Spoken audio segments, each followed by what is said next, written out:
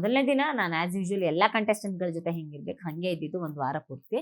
So ಅದು next week ಅವರು completely change ಇದ್ರು. ಸೊ ನಾನು ಘಟನೆಗಳಿಲ್ದೆ ಕಾರಣಗಳಿಲ್ದೆ ಯಾರನ್ನೂ ಟಾರ್ಗೆಟ್ ಮಾಡಬಾರ್ದು. ಆ ಕಾರಣಕ್ಕೆ ನಾನು ಅವ್ರಿಗೆ ಉತ್ತಮ ಕೊಡ್ತೀನಿ. ಯಾಕಂದ್ರೆ ನಂದಲ್ದೇ ಇರೋ ಕಾರಣಕ್ಕೆ ಅಥವಾ ಹೊರಗಡೆ ನಾನು ನೋಡ್ಕೊಂಡು ಹೋಗಿರೋ ಬ್ಯಾಕ್ಲಾಗ್ ಗಳನ್ನ ಕ್ಯಾರಿ ಮಾಡಿ ಆ ಕಾರಣಕ್ಕೆ ಅವ್ರನ್ನ ಟಾರ್ಗೆಟ್ ಮಾಡೋದು ತಪ್ಪಾಗುತ್ತೆ. ಆ ಕಾರಣಕ್ಕೆ ನಾನು ಅವ್ರಿಗೆ ಎಲ್ಲೂ ಅವರು ವಿಷಯ ಮಾತಾಡಲ್ಲ. ಉತ್ತಮ ಕೊಡಬೇಕು ಅನ್ನೋವಾಗ ಮನೆಯವರು ಕೆಲವರು ಕಳಪೆ ಕೊಟ್ಟಾಗ್ಲೂ ನಾನೇ ಉತ್ತಮ ಕೊಡ್ತೀನಿ ಅವರಿಗೆ.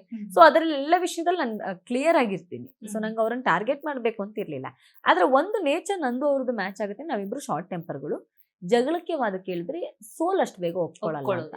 ಸೊ ಅದೆಲ್ಲ ಒಂದ್ ಕಡೆ ನಾನು ಹೋಗೋಕ್ಕಿಂತ ಮುಂಚೆನೆ ನಂಗೆ ವೈಯಕ್ತಿಕವಾಗಿ ಬೇರೆಯವರು ಕೇಳಿದ್ದಿದೆ, ಚೈತ್ರಕ್ಕ ಈ ಸೀಸನ್ ಅಲ್ಲಿ ನೀವ್ ಇರ್ಬೇಕಾಗಿತ್ತು, ಟಕ್ಕರ್ ಕೊಡ್ತಿದ್ರೇನೋ ಅಂತ ಹೇಳಿದ್ದಿದೆ. ಸೊ ಆ ಜನಕ್ಕೆ ಒಂದು ನಿರೀಕ್ಷೆ ಇರುತ್ತೆ, ಅಯ್ಯೋ ಇವ್ರ ಮಾತಿಗೆ ಇವ್ರನ್ನ ಎಗೇನ್ಸ್ಟ್ ಆಗಿ ಮಾತಾಡ್ಬಲ್ರು, ಇವ್ರಿಗೆ ಕರೆಕ್ಟ್ ಆಗಿ ಉತ್ತರ ಕೊಡ್ತಾರೆ ಅಂತ. ಸೊ ಅದ್ ನಮ್ ನೇಚರ್ನ ಜನ ನೋಡಿರೋ ರೀತಿ.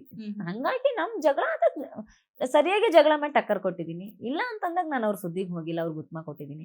ಸೊ ಎರಡನ್ನೂ ಆ ಸಂದರ್ಭಕ್ಕೆ ತಕ್ಕಾಗಿ ಮಾಡಿದ್ದೀನಿ.